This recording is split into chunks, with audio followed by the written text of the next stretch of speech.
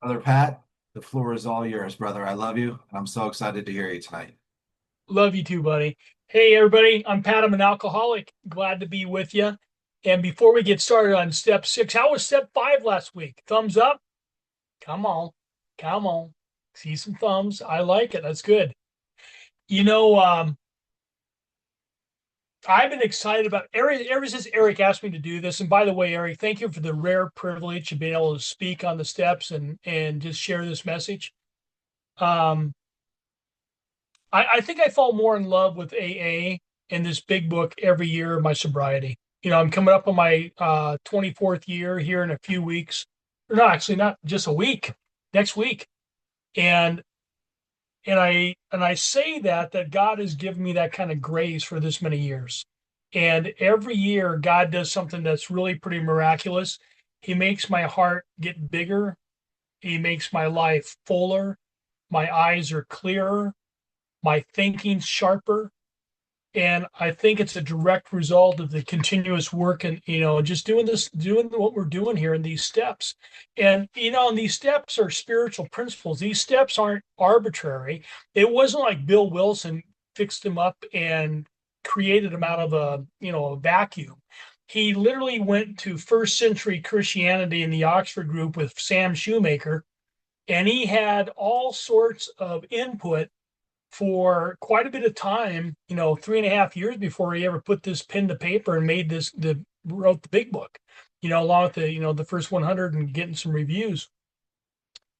We go into this step six, and it is an absolute game changer. And on page 29 of the book, it tells us that the entire purpose of everything in these stories throughout the big book is to give us a wink, give us a flashlight, give us a little nudge. This is how we established our relationship with God. And they thought it was so important to mention it. They did it early on in the book. In fact, God's mentioned prominently in Dr. Silkworth's story, Bill's story, and everywhere else. God's mentioned 400 times in the big book. I mean, it's not a mystery.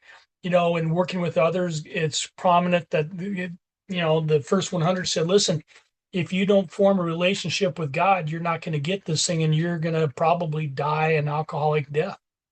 So that was true for me. That was absolutely true. And the reason I go into such, a little bit of the background on that is that step six is the final nails in the coffin of self. It has been going at us. The big book's been going at us for 76 pages to tell Pat, you are insane in step one. Your mind is on fire. Your body is craving a toxic chemical substance that's killing you. And you have no way to defeat this overwhelming enemy called the spiritual malady. It is absolutely consuming your life from the inside out. It is wrecking every relationship you're in.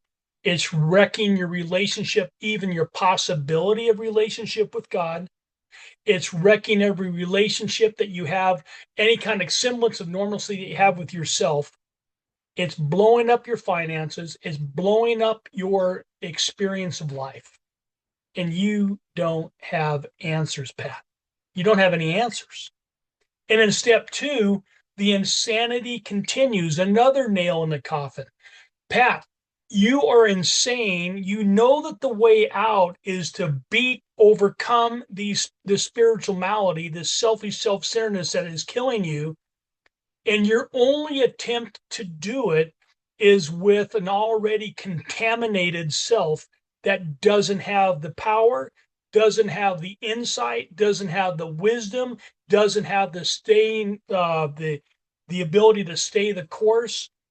And Pat, you're trying to live a spiritual life on your own power. That's sort of the conversation that goes on in We Agnostics. Page 44 says, I got to live a spiritual life or else. The problem is I don't have the power to live a spiritual life. I can't desire to desire what I need to desire. I can't will to will what I need to will to live. And I'm in another powerless position in step 2. And then step 3, another nail in the coffin. Pat, can you see clearly that you are so desperate to get people to do what you want and live the way that you want, to say the things to you that you want them to say to you, so that you're okay, and they just won't cooperate, and you have no power to make them to do so, and yet you keep on trying it again and again and again and again? Pat, your life is a tire fire. It is an absolute train wreck, and you can't stop it. But yet, sadly, you do it again and again and again. And the insanity of the message in step 3 is, I can't stop what I know full well is not working. God, please make the pain stop. And I can't figure it out. Cunning, baffling, and powerful. This disease is too much for me. I got to go find help. There's only one in the universe that has the help that I need, that's powerful enough to do what I need to have done, and that's God. I got to abandon myself to God. I got to assume that God's going to protect me. I got to assume that God's going to care for me. Man, that's a leap. Because my experience in life, although I'm just starting to get a little connection, has not been that kind of experience with God. And in step 4, another nail in the coffin. It says, Pat, if you don't get rid of your fears, if you don't get rid of the way that you're treating other people in relationship, if you don't get rid of these resentments, you're going to drink and you're going to die. But then the book says a crazy thing. You don't have the power to get rid of the fear. You don't have power to overcome the resentments. You can't work on your resentments long enough, deep enough, far enough to get rid of them. And Pat, you cannot change your behavior, even though you want to change your behavior in relationship. You can't do it. And even if you had an ideal of how you wanted to show up in a relationship, you don't have the power to do it. Another nail in the coffin. 5th nail in the coffin, step 5. I start to become almost nauseous. Sometimes I am nauseous when I face up to how I've been showing up in life. The ridiculous ideas that I've been guarding and protecting all my life to run my life, which are absolutely not working, and yet I continue to protect them like some kind of treasure that's rotted from the inside out. And I start to tell another human being the truth about that. And I start to tell myself the truth about that. And I start to admit it to God. And I'm starting to realize that the very attitude that I want to see shift in my life, it's starting to shift. I have a new attitude about the drink, the drug. I see the insanity of it. I have a new attitude about the fact that I don't have any power. I got a new attitude that I'm a train wreck and I got self-will running riot and it doesn't work. I have a new attitude that the very behavior that I exhibit in my attitudes I bring into resentments and fears, I can't change, but I need to have them change or I'm going to die. That's a new attitude. You know what's happening? Just like the gift of desperation to come into these rooms and be struck sober, God doing the work. God gives us another nudge, another gift of desperation through step 1, 2, 3, and 4, and 5. And he's leading us to a crescendo saying, Pat, are you done? For the love of me, Pat, are you done trying to play me? Are you done trying to play God? What else do you got to bring to the table, Pat, that's going to do it again and do it better, Do it deep enough so you're finally set free. Do you have anything? And my conclusion is I don't. So in this step 5 experience,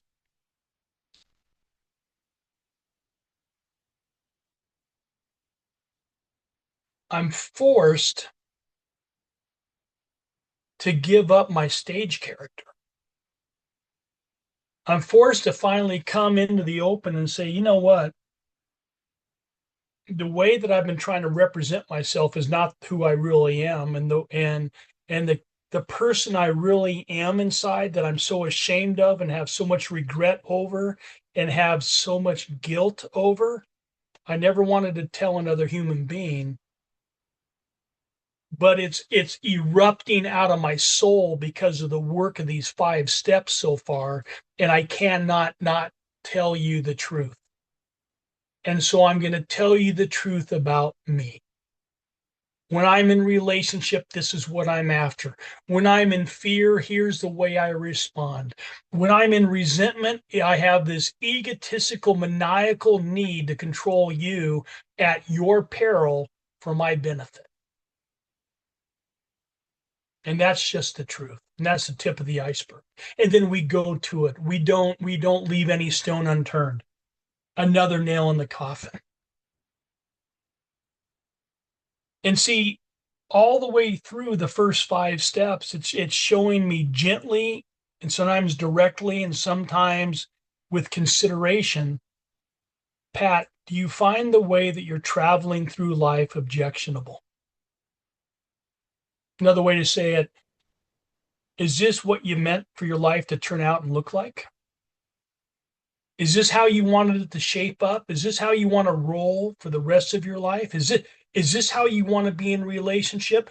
Is this the kind of mind thought pattern that you want to keep on having for the rest of your? Is this what you want? Is this how you want to live? Or do you find what the book calls? Do you find this objectionable in step 5? It no longer works. Pat, you can fake life. You can isolate yourself from enough people at enough depth so that no one really knows the truth about you. And you could play hopscotch and move around and zig and zag. But at some level, don't you know, son, that you have no power to pull it off? That you're powerless to live the way you want to live? Pat, what are you going to do with that fear of financial insecurity? What are you going to do with that fear of never being enough? What are you going to do with that fear that tells you nothing you ever going to try is ever going to work out? What are you going to do with that fear that tells you no one's going to ever want you? Have you ever found a way to get deep enough, strong enough, consistent enough to beat back that fear and trounce it and destroy it and eradicate it from your life so it no longer controls every fiber of your soul? Or are you powerless? And another thing in step 5 that it does, Pat, your go-to MO is to make people laugh. Your go-to MO is to lie and to deceive and to manipulate and to shuck and jive and glad hand and attaboy others and be a chameleon in front of people's lives so that somehow in desperation, they're going to give you a nod of approval for 5 seconds that you desperately need for your entire life. And it just isn't enough. But, son, are you going to continue to hold on to that behavior, to that attitude, to that action, to that habit, even though it's unsaleable? That's a word that's used in step 4. Even though that habit is damaged and it doesn't work in step 4, your way of producing life in yourself doesn't have the goods. Pat, are you ready to promptly get rid of those habits? That's asked of us in step 4. Holy cow. It's almost like they're setting me up for a step 6 experience in step 4. Yes, they are. See, it's taken 75 pages to create the environment for a step 6 experience. Don't let anybody ever tell you that step 6 and 7 are just drive-bys. They're not. They are the fulcrum, they are the center of everything that's about freedom in this program. And to not get them is to remain forever, I mean forever, as a prisoner captive to your own mind.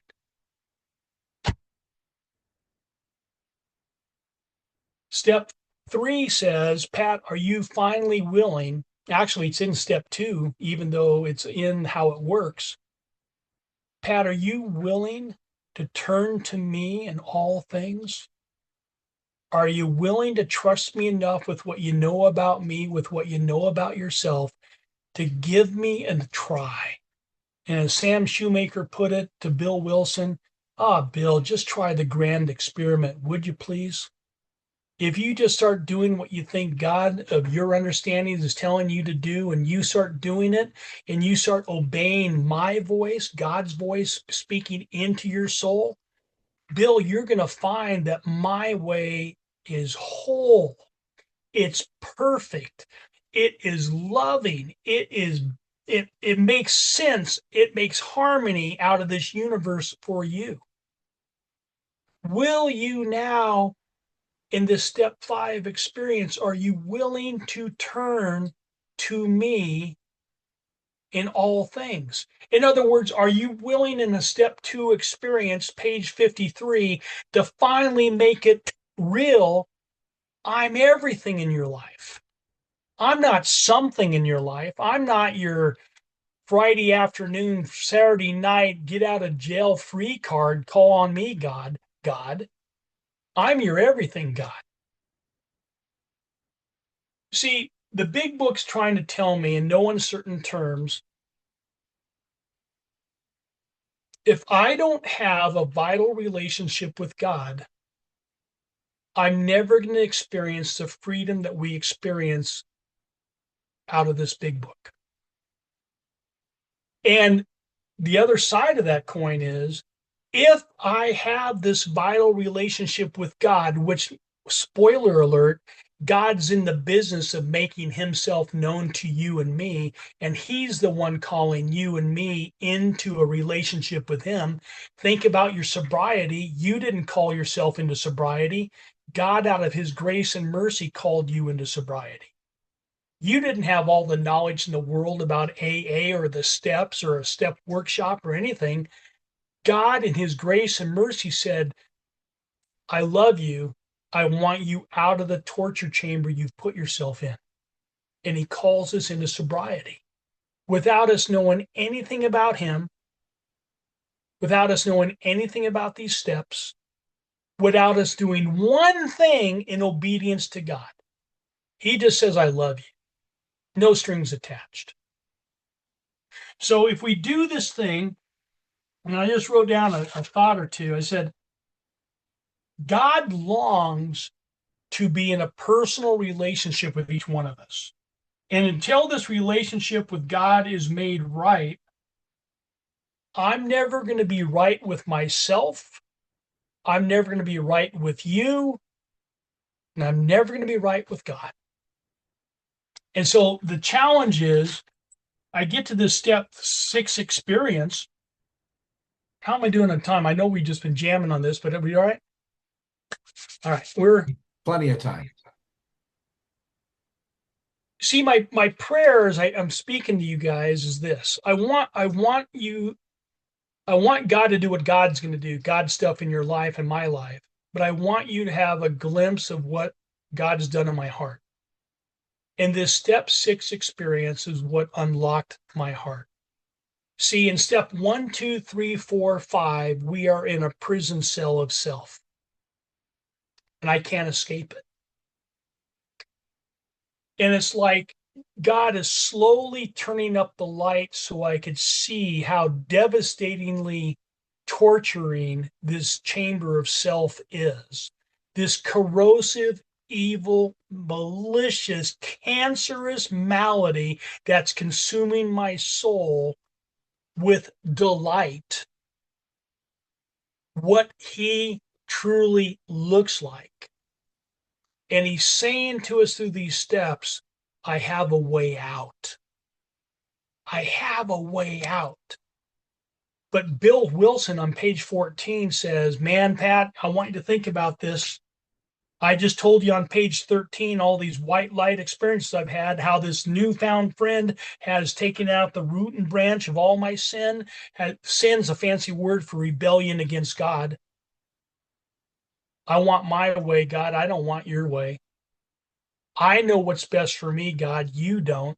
Rebellion, sin. Keystone Decision says playing God, Pat, didn't work. Hereafter in this drama called life, Pat, we think there's a better way. How about you have a true father who loves you and protects you and gives you identity be your guiding post? Why don't you have the guiding light of God? How about you have a director that knows where you're going and what you were here for, what you were designed for, what your purpose is? How about you have a principal who takes the burden of you trying to represent yourself in every situation, getting all tied up in knots because somebody doesn't accept you, somebody doesn't give you the right nod or the right attaboy? How about we take that off the plate and I'll be your principal, Pat? How about I take over your finances? I take over your relationships. I take over your very direction in life and I'll be your employer. You don't have to worry about your paycheck. You don't have to worry about your career path. You don't have to worry about the job decision. Pat, that's on me. And trust me, I will give you a nod. I'll give you inspiration. I'll give you an intuitive thought. I will give you a decision when it needs to be made. And I'll give you the power to do it. Wow, that's some of the promises out of the Keystone Decision. But Bill Wilson on page 14 says, listen, Pat, you want all these things? It's all yours for the taking, boy. But there is a price to be paid. And before we walk down this path and show you this incredible archway to freedom, I want you to know what's going to happen, because if you turn your life over to the care and love of the most amazing, incredible God of the universe who is passionately in love with you, I want you to understand what God of the universe is going to do in your life. He is out to destroy your selfish self-centeredness.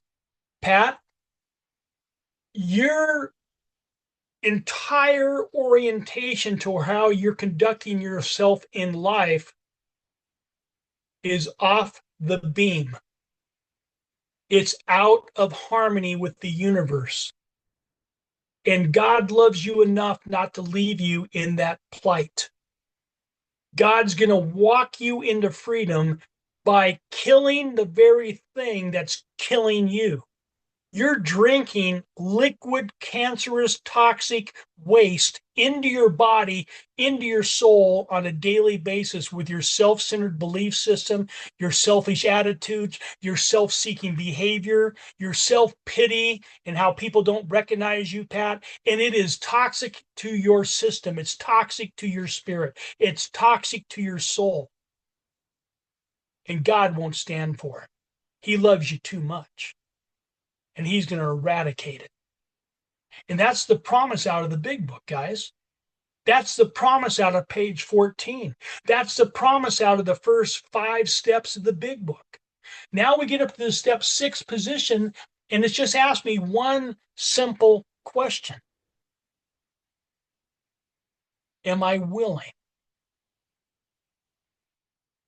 to grab hold with God, raise the hammer, and put the final nail in the coffin of self together? Up till now, God's doing a lot of the work. He's doing the pounding. But at step 6, he says, Pat, I love you too much to make you into a robot. I love you too much to make you into some kind of mindless slave. You're my pride and joy. You're my masterpiece. I want you to participate with me. And the participation is this: will you come to me on your own free will and trust me enough to go into the grand experiment that I could recreate your life to a life you've never, ever dreamed possible?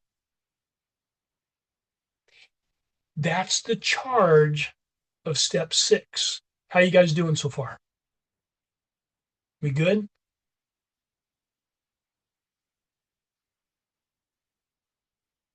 You don't have to chase your step 6 experience. You don't have to chase enough knowledge. You don't have to chase enough heart's got to feel a certain way kind of thing. You don't have to chase emotionality in this work.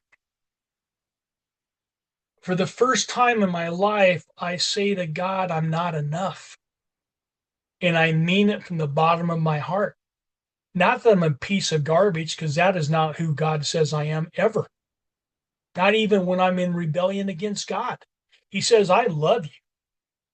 I love you in spite of the oozing pus of self flowing out, stinking out of your body and in every relationship you touch, Pat.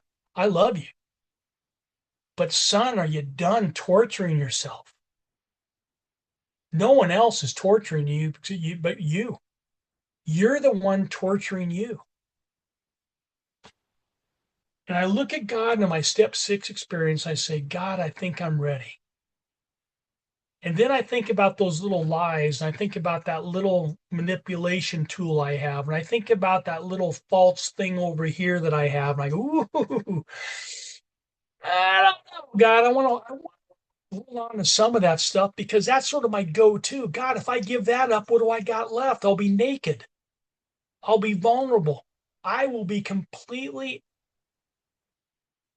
And I stop in the middle of the thought and I say it again to myself a little bit differently. I say, I will be completely at your mercy.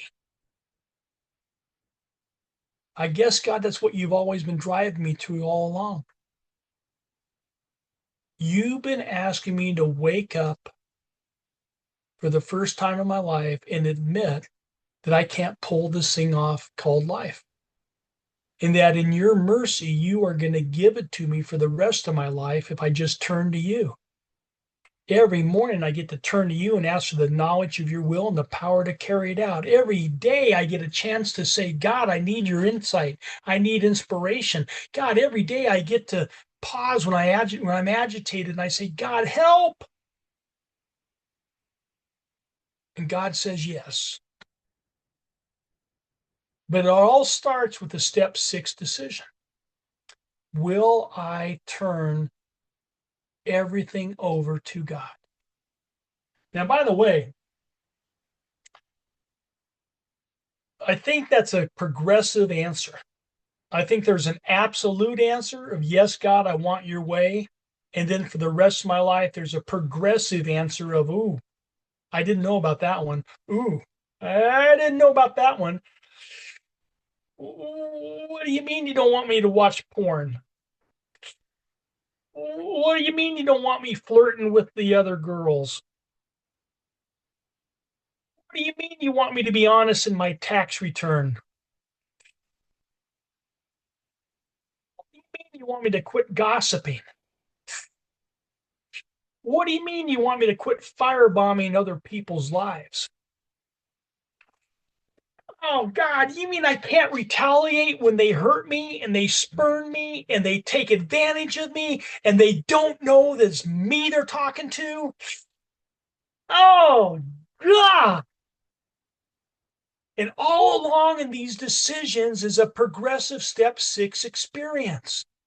And I get to go to God and I say, God, I trusted you before in this level, in this level, in this level, and you came through like a champ.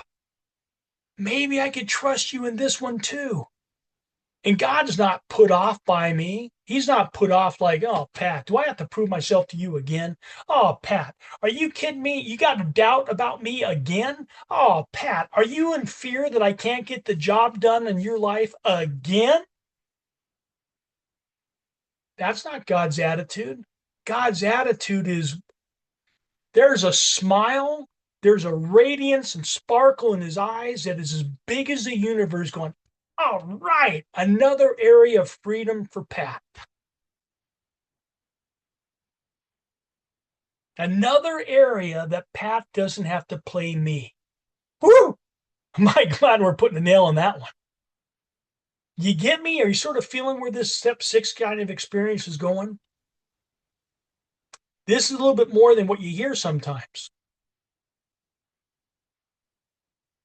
So let's flush this thing out. Eric, how much time do I have? Like 5 minutes? Pat, on the timer, you got 15 minutes, but you can have as much as you need, buddy. No, 15 is way too much. But you know what I want to do? I thought about this long and hard. I had some inventory. By the way, when you're doing inventory, keep your inventory. Not because it's what's the word I'd be like a little, I don't know, treasure, but it provides a teaching aid. It provides a sharing aid with others when you're doing work with others. It really does. And I pulled out an inventory that I did on my ex-wife, and this is from 2003. 2003, okay? And ladies, before I read this, I want you to know that God's made me into a different human being. All right? Because when I read this to you, most of the ladies on here are going to be disgusted and turn off. So I'm watching the count on how many people are on the meeting. So if it drops by half, I'll know it. I will. I'll come after you guys. I will. All right. So I'm going to share my screen.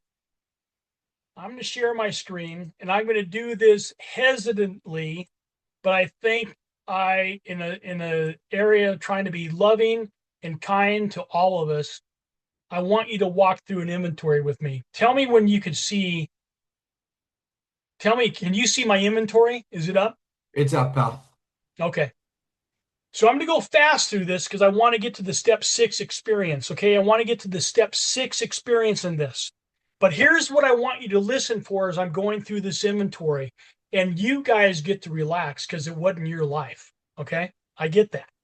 I want you to listen to it and say, God dang it, Pat. That's got to be objectionable the way that you were behaving. Pat, are you kidding me? You had that kind of an attitude? What the rip were you thinking? Pat, can you see that that was ridiculous? You didn't have any power to pull that off. Can you see in my inventory where I was clinging to old ideas? And can you start to spot where if I'm going to have a changed life, I better turn to God and I better practice some forgiveness? You with me? We good? Okay, here we go. Because I know it's recorded, so some people aren't going to be able to see this, so I'm going to read fast through this inventory, okay? And if you have questions, we'll take it up on the question time. Okay, I'm resentful. Column 1, my ex-wife. Why? And by the way, this was my attitude in 2003. I'm a year sober. It took me a year before I could even write on my wife because I had a contract out on her life to kill her. I'm not exaggerating. That's no exaggeration, all right? Thank God, God's God and I'm not. All right. I'm resentful of my ex-wife. And by the way, she knows this inventory. I have permission. And by the way, we walked my daughter down the aisle 19 years later together as two exes. She came to birthday parties for our daughters out in California. She's gone to christening. She's gone to gender reveals for baby births and all the rest of the stuff. We've shared lots of time over the years, and she's friends with my current wife of 21 years. All right, you with me? So there's another side of this whole story. But here it is. I'm resentful of my ex-wife. Why? What'd she do to me? Well, here's, I'm going to get out my chest. She stole my kids. She stole my money. She told everyone about my affairs. She ruined my my reputation. I couldn't even earn a living because I needed people to trust me to make a living in my job. And she stole that from me. She lied on the divorce settlement and won. How does that happen? and lost majority custody of my kids, and the alimony was more than I even earned in a year. Now that can't happen, but I'm telling you, that's exactly what went down because they went on years' earnings, previous history, and it wasn't realistic. And I am pissed off. My target, and I don't say this because I enjoy cussing at all anymore. God has removed that from me as a habit, but I will say it because this is what the inventory, this is where I was at. Target for column 2, she is evil and deserves to die. The world would be better off without her in it. You with me? Got it? Here's my column 3, self-esteem. Here's what I wanted to believe about me. Third column, folks, is me playing God. It's me trying to put up a false front and meet my own needs on my own power. And it always blows up. But here's what I was saying to myself. Pat, you're a fair, decent person and you deserve to be treated the same. And here's my fear. I can't stop her from doing what she's doing to me. I have no control. I have no power. I can't protect myself. I'm going to lose my reputation. How did I want other people to see me in pride? I wanted people to see me as strong, powerful, a man of integrity. Oh, and here's this evil, corroding thread of fear around me. I'm going to lose everything. By the way, I did lose everything, so that was real. And financial disaster, well, yeah, that was real. Sometimes fear is real, guys. I'm just telling you, there's a reason we have it. And lose my kids. People are going to find out they did. I'm a terrible person. That's where I'm at. Ambition. What did I want out of this whole situation going through the separation with Susie? Well, with my ex-wife. Sorry, shouldn't even mention names. Ambition. I wanted a quiet divorce. I wanted to settle it to my advantage. I wanted to be treated fairly. I didn't have any power. I didn't have any control, and I'm going to be ruined. That's my fear. Security. Tell me if you could relate to this. I need to be in control. I need to dominate others without them feeling like they're being dominated. You know what I'm saying? Got it? To be okay. I got to make them to take them on my advantage. I need others to love and protect me to be okay, to be safe. That's what I need. I got to be safe to be okay. And here's my fear. I can't protect myself deep enough, strong enough, long enough. I can't control others enough. I can't control others consistently. I can't get the job done. People are going to hate me. They're going to dispose of me.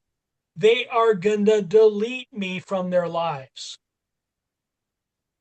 Personal relations, ex people, ex-wives, ex-husbands, how are they supposed to act with each other? Ex-wives are supposed to be civil, cooperative, helpful. Ex-wives seek the common good, which translation, ex-wives seek the best in Pat. By the way, I had a couple ex-wives, and either one of them could have written this inventory on me and what I did. Wait till I get to my 4th column. You'll love it. I can't. Okay, so in no power, no control, no voice. I'm stupid. How did I ever get myself into this mess?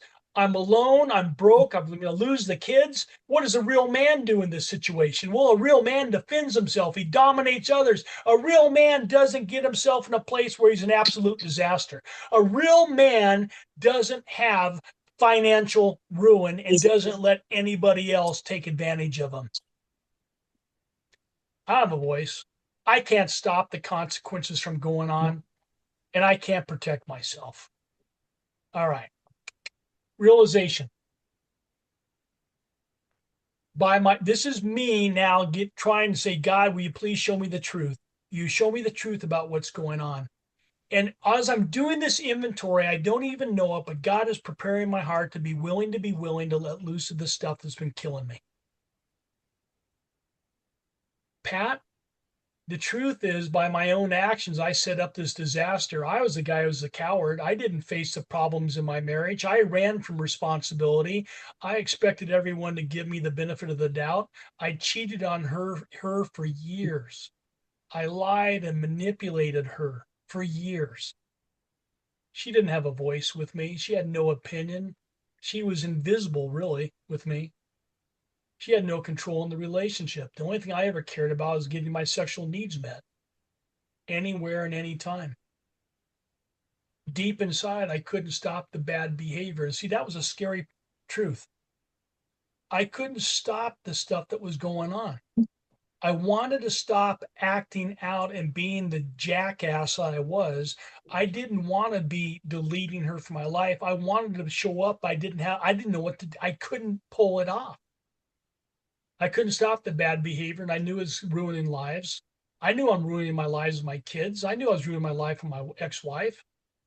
So what did I do? I isolated and deleted her. That's just the truth. So what kind of self-seeking behavior showed up? I lied on business trips, meetings, where I was, what I was doing. I cheated on her. I put my family at risk with my drunken behavior. That's a whole 2-hour conversation. Missed commitments with my kids. I wouldn't come home at night. I couldn't come home at night. I didn't even know where I was at night. I made her into a single parent while we were married. Oh, Pat, you are such a great guy. Way to go. Can you when I started to see the truth of this, all I was feeling was this accusation of the spiritual malady saying, Pat, you are a disaster. Don't face this stuff. It's just going to make you feel worse about yourself. You got to bury this stuff. You can't look at this stuff. Spiritual malady is in my ear whispering, don't face this stuff. Don't tell people this stuff. I got to go on, though, if I want freedom. Selfish attitude behind this self seeking behavior. I deserve to be happy. I have needs to be met. I deserve to have my needs met. I don't need to consider her needs or her welfare. I can stop drinking. I can't stop drinking. That's the God's honest truth. And she should be okay with my behavior as long as I provide. I was at the lowest common denominator in life, guys. Honey, shut up. I got a paycheck for us this month. Leave it alone. Leave it alone.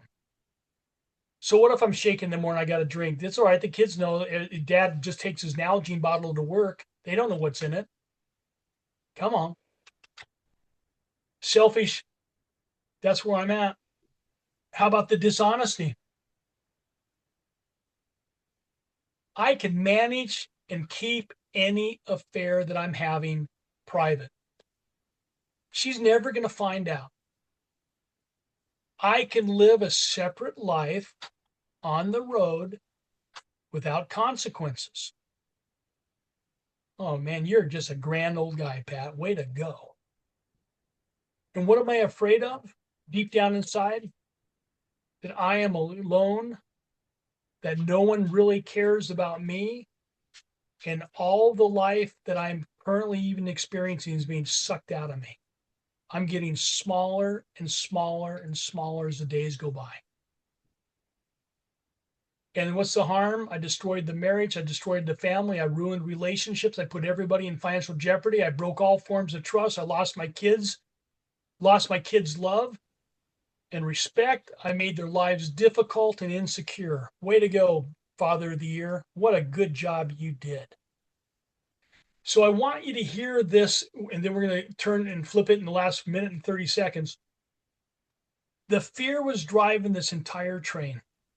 Because I was afraid of ever being alone and not being cared for, and that life was being sucked out of me, I had to do anything I could do to find life as I saw life, to get somebody to care for me, even if it was for a night, and not be alone. I was desperately scared of being alone. So what did I do? I'm going to have affairs. She'll never find out. I can live a separate life. That's the delusion that I created to protect myself from the core fear driving this whole charade.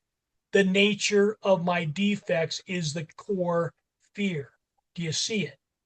And it creates an attitude. I deserve to be happy. I deserve to get my needs met. I don't need to stop and think about her needs. And what kind of behavior? Well, you already heard the behavior. All right.